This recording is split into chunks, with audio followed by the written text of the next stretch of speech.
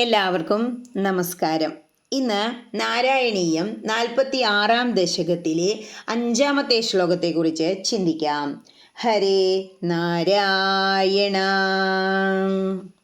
ഐതേ സകലൈർവിനിശ്ചിതേ വിമതിശ്ചേദ്വദനം വിദാര്യതാം ഇതി മാതൃവിഭത്സിതോ മുഖം വികസത് പത്മനിഭം വേദാരയ. ഇനി ഈ ശ്ലോകത്തിലെ ഓരോ വാക്കുകളുടെയും അർത്ഥത്തെക്കുറിച്ച് ചിന്തിക്കാം.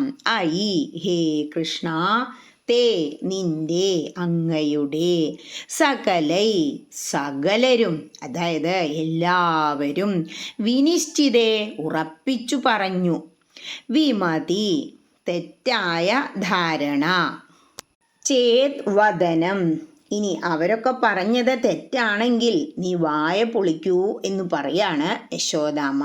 വിദാര്യതാം എന്നാൽ വായ് പൊളിക്കൂ.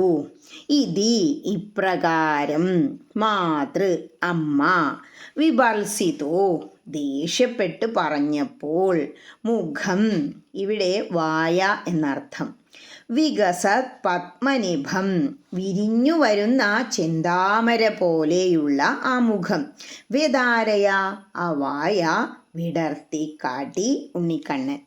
ഇനി ഈ അർത്ഥങ്ങളെല്ലാം മനസ്സിൽ വച്ചുകൊണ്ട് ആ ശ്ലോകം ഒന്നുകൂടി ചൊല്ലി നോക്കണം. എന്താ പറയണേ?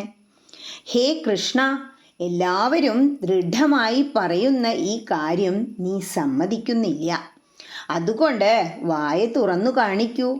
ഇങ്ങനെ മാതാവ് ശാസിക്കുകയും ഭയപ്പെടുത്തുകയും ചെയ്തപ്പോൾ വിടർന്നു വരുന്ന ഒരു താമര മലരിനെ പോലെ ഭഗവാൻ വാ തുറന്നു. കഴിഞ്ഞ ശ്ലോകത്തിൽ കണ്ണൻ പുഞ്ചിരിച്ചു കൊണ്ടാണ് നിന്നത്. പക്ഷേ ഇവിടെ അമ്മ എന്താ ചെയ്ത്? വിഭത്സിതോ ദേഷ്യപ്പെട്ടു. അത് കാരണം ഉണ്ണിക്കണ്ണൻ്റെ മുഖത്ത് പുഞ്ചിരിയൊന്നും ഉണ്ടായിരുന്നില്ല. ഏതായാലും അമ്മ കാണണമെന്ന് ആവശ്യപ്പെട്ടതല്ലേ എന്ന് തീരുമാനിച്ചു കണ്ണൻ. വായങ്ങോട്ട് തുറന്നു. അടുത്ത ശ്ലോകത്തിൽ വിശ്വരൂപ ദർശനം നമുക്ക് കാണാം. ഹരേ കൃഷ്ണ.